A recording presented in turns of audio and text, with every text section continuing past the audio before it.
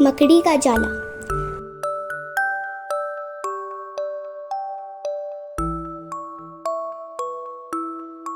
एक मकड़ी ने आराम से रहने के लिए अपने लिए एक शानदार जाला बनाने का फैसला किया।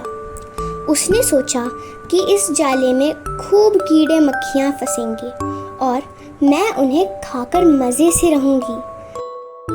तो उसने कमरे के एक कोने में जाला बुनना शुरू किया।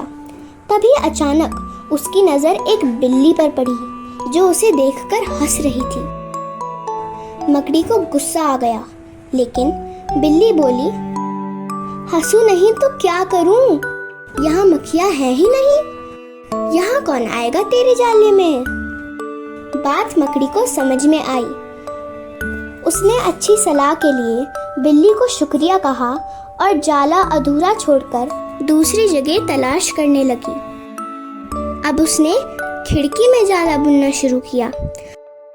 तभी एक चिड़िया आई और मकड़ी का मजाक उड़ाते हुए बोली, अरे मकड़ी, तू भी कितनी बेवकूफ है। अरे यहाँ तो खिड़की से तेज हवा आती है, तू तो अपने जाले के साथ ही उड़ जाएगी। मकड़ी को चिड़िया की बात ठीक लगी और उसने वहाँ भी जाला अधूरा ही छोड़ दिया और सोचने लगी कि अब कहाँ जाला बनाया जाए। तभी उसे एक अलमारी का खुला दरवाजा दिखा और उसने उसी में अपना जाला बुनना शुरू कर दिया। जाला थोड़ा ही बना था, तभी एक कॉकरोच नजर आया जो जाले को अचरज भरी नजरों से देख रहा था। बोला, अरे यहाँ कहाँ जाला बुनने चली आई? यह तो बेकार की अलमारी है। अभी ये यहाँ पड़ी है, कुछ दिनों बाद उसे बेच दिया जाएगा। तुम्हारी सारी मेहनत बेकार चली जाएगी। यह सुनकर मकड़ी ने वहां से हट जाना ही बेहतर समझा। बार बार कोशिश करने से वह काफी थक चुकी थी और उसके अंदर जाला बुनने की ताकत ही नहीं बची। उसे पछतावा हो रहा था कि अगर पहले ही जाला बुन लेती तो अच्छा रहता। उसने पास से गुजर रही चींटी से मदद करने की प्रार्थना की।